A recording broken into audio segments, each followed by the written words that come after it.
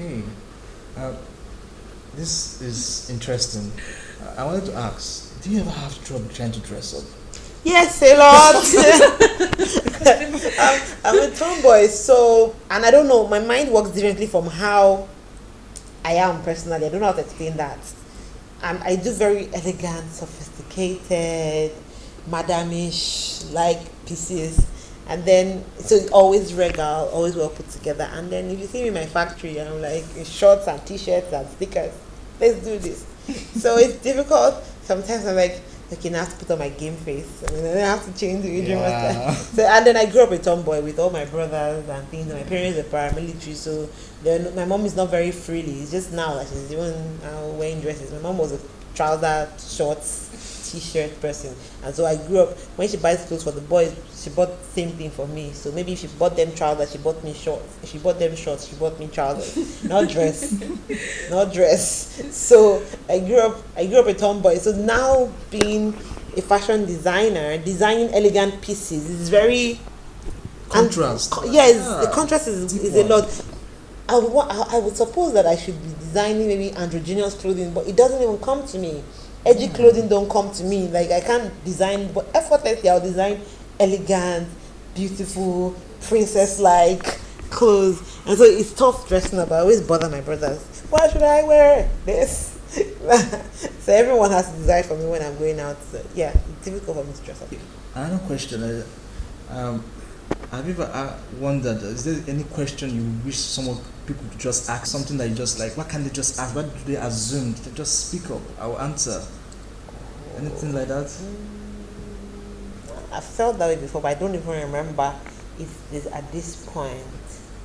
No, I don't think so. Sometimes I feel underestimated, and I'm okay with that. I like being the underdog. I like it when you don't see me coming, and then before you know it, I'm too big. You can't ignore.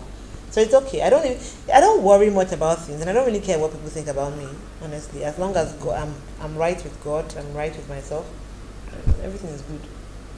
Okay. Like as long as I'm not offending somebody, like I'm not offending man, and I'm right with God, and I know how God sees me. I know I'm special. I know I'm the apple of His eyes. I know that I am His special one. Yeah, I'm fine. I don't even care what you say, what you think. No bothered. No. Okay. Okay, so still back to the basics. Actually, now what is the most remarkable moment when you gave out your first piece to your celebrity client? What was the feeling like? I think it's more like, who was the first celebrity to wear your clothes? I'm really interested. I'm dying to know. Really Like, need to know. First celebrity. How did you don't feel? remember, but I think it was Omotola.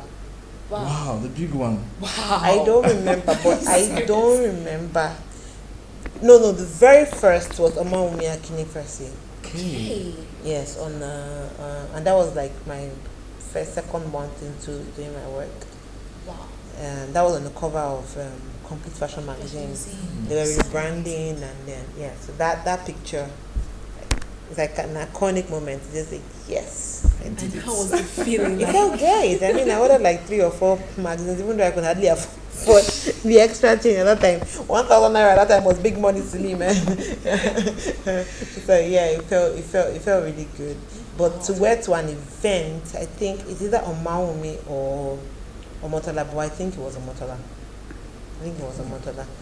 Yeah. So of course it felt good, but it's not like that was my dream. I don't know how to put it. My dream is to make clothes that people will buy, and to like they'll want it and they'll buy it.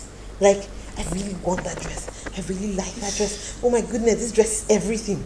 That's my dream. So when people started buying my clothes that way and seeing my brand that way, yeah, I'm satisfied. It's not like I was looking, because if I'm just looking to dress celebrities, then I don't know, I'll keep dressing them and I might not have money in my pocket.